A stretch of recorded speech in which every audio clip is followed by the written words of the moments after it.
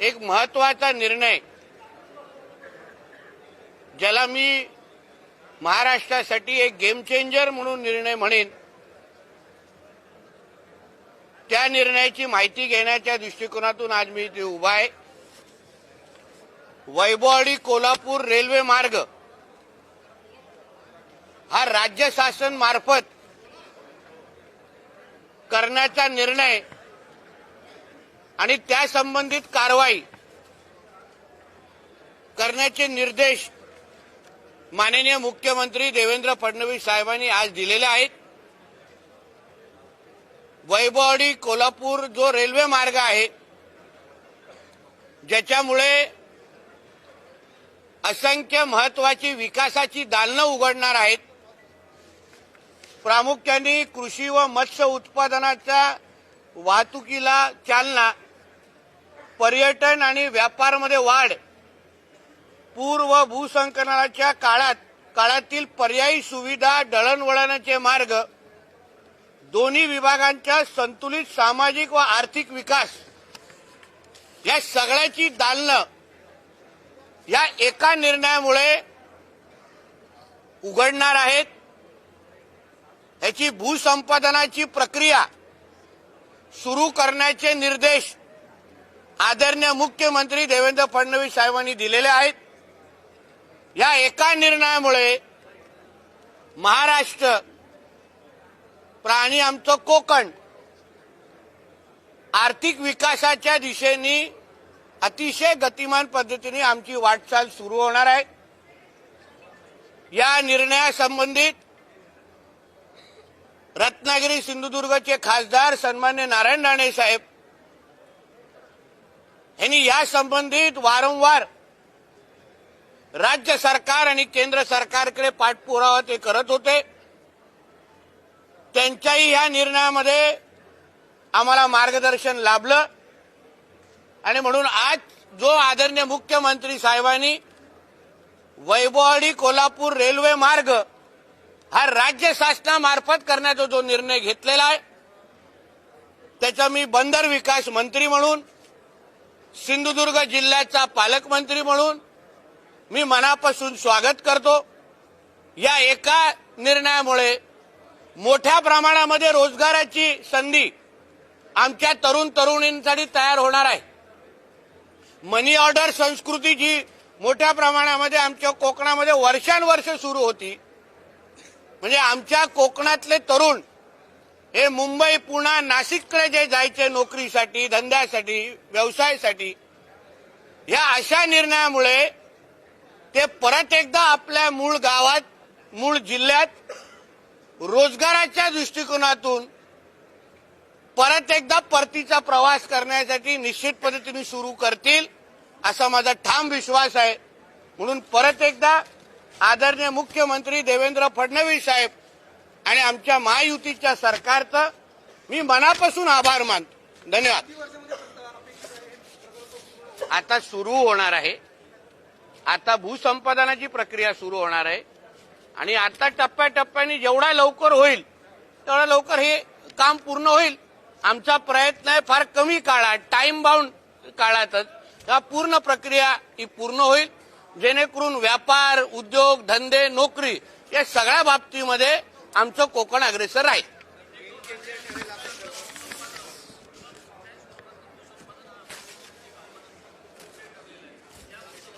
आमच्या सिंधुदुर्गात कधी आव्हान ठरलेलं नाही। N66 हायवे जो मुंबई गोवाचा हायवे आहे, त्याला बघा 99.9% आमच्या सिंधुदुर्गामध्ये पूर्ण झालेला आहे। कुठलंही आव्हान असेल पण सिंधुदुर्गाची जनता ही विकासाच्या दृष्टिकोनातून सकारात्मक मानसिकता ठेवणारी आहे, कोकणातली जनता आहे। म्हणून कितीही अडचणी आल्या तरी हा प्रकल्प आम्ही वेळेत पूर्ण करू। नक्कीच गेम चेंजर ठरणार आहे, कारण का या एका रेल्वे मार्गामुळे मोठ्या प्रमाणात उद्या आंबा, काजू, दूध उत्पादन सगळ्या बाबतीचे दालनं उघडे होणार आहे। जयगड बंदर असो, रेडी बंदर असो, असंख्य ही जी विकासाची दालनं, विकासाचे महामार्ग, विकासाचे रेल्वे मार्ग ज्याच्या बाबतीमध्ये आपण आजपर्यंत चर्चा करत होतो, आम्ही केंद्र सरकारकडे पाठपुरावा करत होतो, पण आमचे आदरणीय देवेंद्र फडणवीस साहेबांनी अतिशय सकारात्मक भूमिका घेतली आणि या बाबतीमध्ये पहिलं पाऊल त्यांनी टाकलेलं आहे. नक्की मिळेल. आता रोजगार, आता रेल्वे मार्ग जेव्हा सुरू होतात तेव्हा दळणवळण सुरू होतं. आंबा, काजू, मत्स्य व्यवसाय या सगळ्या बाबतीमध्ये मोठ्या प्रमाणामध्ये चालना भेटे आणि निश्चित पद्धतीने सरकारला पण त्या बाबतीत उत्पादन म्हणजे त्याचं उत्पादन वाढतं किंवा महसूल भेटतं.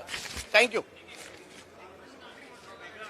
नाही, या बाबतीमध्ये आहे काय कोचरेकर साहेब, तुमच्या कोकणासाठी एवढा चांगला निर्णय आहे. तुमचा वेगळा प्रश्न वेगळ्या पत्रकार परिषदेसाठी ठेवा. नाही, आता याचे आज निर्णय झालेला आहे, निर्देश दिलेला आहे. आता बजेट निश्चित होईल, भूसंपादनाची प्रक्रिया सुरू होईल. जसं टप्प्याटप्प्याने या बाबतीमध्ये बजेट तयार होईल त्या बाबतीत तुम्हाला माहिती दिली जाईल. आमच्यासाठी आनंदाची बातमी एवढीच आहे की वैभववाडी रेल्वे जो मार्ग आहे त्याला हिरवा कंदील मिळालेला आहे आणि त्याच्यामुळे निश्चित पद्धतीने कोकणासाठी हा एक ऐतिहासिक आणि गेम चेंजर निर्णय आहे. अजून कोणाचा असणार? आमच्याकडे कॉपीराईट आहे. आता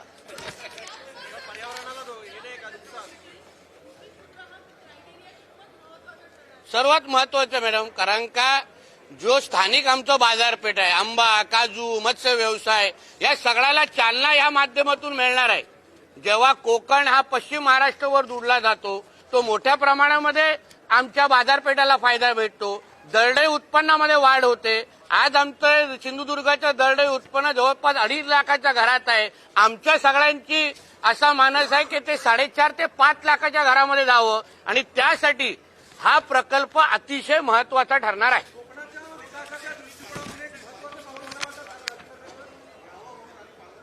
या संबंधित आहे का? नक्की महत्वाचं ना, ऐतिहासिक पाऊल. आजचा दिवस कोकणाच्या विकासाच्या एकंदरीत इतिहासामध्ये सुवर्ण अक्षरामध्ये लिहिलं जाणार आहे.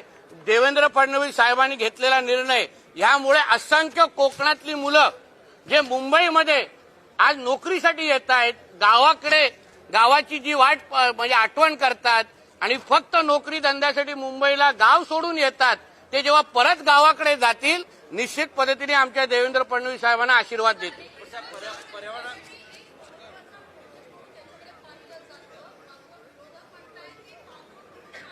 नाही, या बाबतीमध्ये काय आहे का मला माहिती आहे तुम्ही कशावर येत आहे मॅडम. आम्ही पण थोडे सीझन झाले आहोत म्हणून या बाबतीमध्ये काय असेल ते सांगा. आहे माझ्यासाठी हा प्रकल्पाचा निर्णय महत्वाचा आहे. अन्य वेळी मी आहेच बॅटिंग करायला.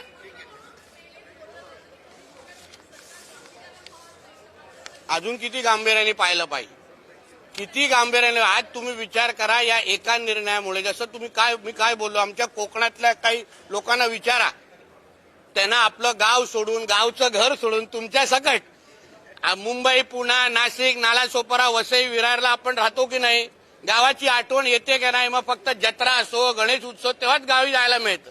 आता गावातच राहून अगर आपल्याला उत्तम नोकरी भेटत असेल, व्यवसाय करण्याची संधी भेटत असेल तर कोकणाला सर्वात जास्त या निर्णयाचा फायदा होणार आहे. याच निर्णयासाठी तर, याच प्रकल्पासाठी तर आदरणीय राणे साहेब असतील, निलेशजी असतील, सगळ्याच्या सगळे आम्ही सगळेजण आम्ही पाठपुरावा करत होतो आणि त्यामुळे आदरणीय देवेंद्र फडणवीस साहेबांचा आम्ही मनापासून आभारच मानतो. अरे तू एकटाच बॅटिंग करतोय बाबा, दुसऱ्यांना दे. पर्यावरणाचा काय नाही, रस्त्याचा रेल्वे मार्ग आहे, सगळ्यामध्ये कुठले पर्यावरण आणतोस. चला,